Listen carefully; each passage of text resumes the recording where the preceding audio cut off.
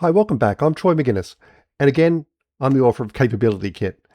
Now, in the first video, we just installed CapabilityKit and initialized a vanilla Vite application to do to-dos. Now we're going to move into implementation. Let's take a look. So when we left off, what we did is we installed CapabilityKit and we did an init, which created our capabilities folder, and we created a couple of test capabilities with acceptance criteria. Let's get rid of those because we no longer need them. And also let's get rid of the example capability because we're not going to use that one as well. What I have done is I've gone and created three to-do capabilities. List to-dos, create to-do, and complete to-do. Now, again, these are just straight text files with a title and the intention and the acceptance criteria. Now, at the moment, of course, with just those three, let's go and create a graph so we can see them visually. CapabilityKit graph viewer. We'll refresh our dependency graph, and I've got that file open over here, and you'll sort of see when I refresh it now, we've got three capabilities. One is green. Capability create to do is green. And that's because I've implemented that one. I've actually told the code to go and implement it. But notice that it's not a very good graph at the moment. There's no dependencies between them. Now, one of the things that we want to do with CapabilityKit is make sure we keep the chain of, if I change this capability, I also need to check and confirm that these other capabilities still work. And we do that by creating references between them. Now, the quickest way to really do that is to get Codex or something to do that. Create dependencies between the capabilities in the to-do folder. Now, again, our skill is going to go away and understand how to do that. We're going to let that run for a second. It's going to look at each of those, and using our agentic coding tools, it's going to work out that there is an order of build that makes sense for these capabilities to build upon each other. Now it's going to take a second to do that. I might just, oh no, it's working on it right now. It's editing the files. And what we're going to sort of see in these files is a new section down the bottom here, agent depends on, to-dos, create to-do. Of course, you can't really list to-dos until they're created. Okay, and what CapabilityKit has done through the skill is work out a delivery order of it. But again, it's it's not very sort of exciting to look at it like there. Let's go regenerate our graph and see how that goes. So now I've just done the CapabilityKit graph viewer again. If I come over here now, what we're going to sort of see is that there is a dependency that list to-dos requires create to-do to be completed and ready, and complete to-do needs the list to-dos because you can't have a button to complete a to-do until you can show it. And again, what we're sort of seeing here is that the acceptance criteria, user can enter a non-empty to-do title and create a new to-do. That's done.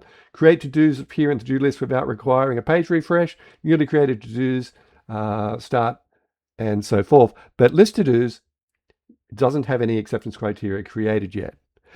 So because our capabilities describe the acceptance criteria and the guidance for the LLM engine, let's get list to-dos and complete to-dos done. So I can come over here, create a new sort of coding window here and sort of say, implement the list to-dos capability. And again, what that's going to do is it's going to use all of the capability that we have here. It's currently planned. It's going to go away and code that. I'm not going to make you watch, so I'm just going to pause. I'll see you back here in 1 second. Welcome back. So I let that run. It says that it has created it. Let's go over and take a look at the app now. So now we have the create to-dos done. So let's do to do task 1, and other than not spelling it correctly, it created the to-do. So we have list and we have create. Now, what happens to our dependency viewer? Well, it hasn't updated just yet. So what we have to do is we have to go and regenerate it. So let's go back over here, and let's do a refresh. And now we'll sort of see that list to dos. Now the acceptance is green. Now that's green because during implementation, if we have a look at what it ran, it actually did an npx capability kit check fix, which when refreshed the capabilities and the to-do list. So what we'll see is in the list to-dos now, all the way down here, we'll sort of see a user can view every created to-do in one list, and it's covered, and it gives you the evidence lines. Now this is good for in the future. What happens is that the coding agent will understand that this is the code that goes with this acceptance criteria. That's sort of we have two levels of checking. We have a deterministic level where we check that the stuff is in the right spot. And then we also allow you to do a coding agent check where it will hand it off to Codex or GitHub Copilot or Claude Code or whatever tool you use, and ask it to sort of say, prove to me that this acceptance criteria works. So that's 2 out of the 3, but we still don't have the complete to-do list done. Let's go and get that working. So again, let me say implement. What's it called? It's called complete.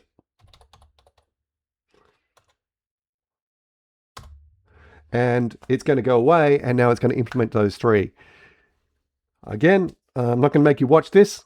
I'll see you in a few minutes.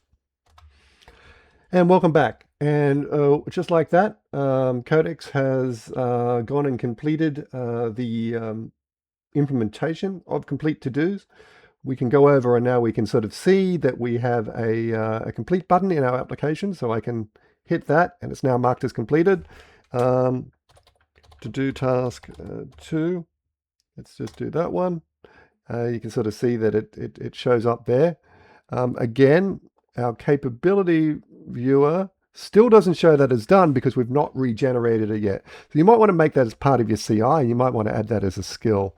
So what we can do now is regenerate that, and then what happens is we now get a nice green build. We get create to-dos, list to-dos, and complete to-dos done. And that's normally where things would stay. But let's go and intentionally make a coding change that breaks one of these acceptance criteria.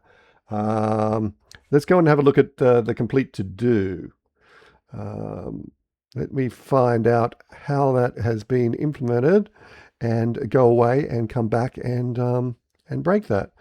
So where is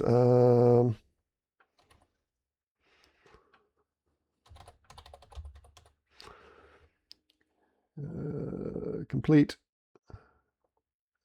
completed handle complete to do. So you see here what it's doing is it's going through and it's only marking complete one of the to-dos which need to be done. So it gets a to-do ID, it maps through and it finds the to-do that matches that and marks it as complete. So let's break this.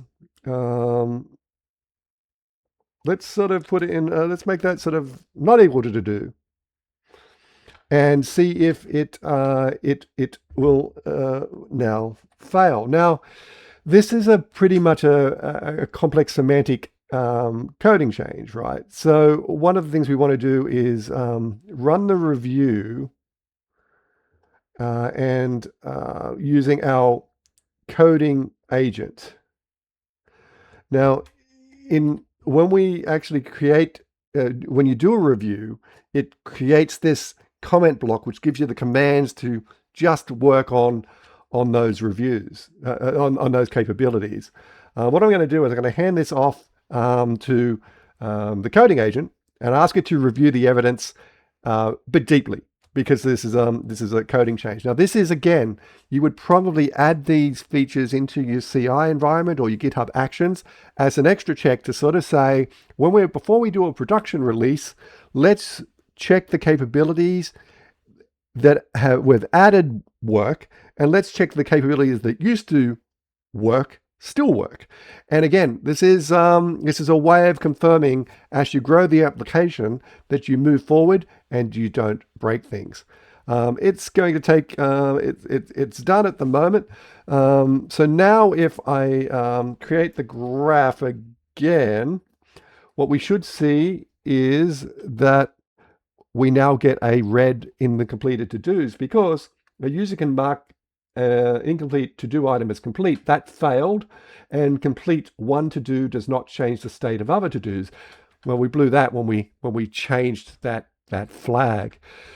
So hopefully this helps you understand that creating an initial capability, implementing it, seeing it go from red to green as the acceptance criteria, the code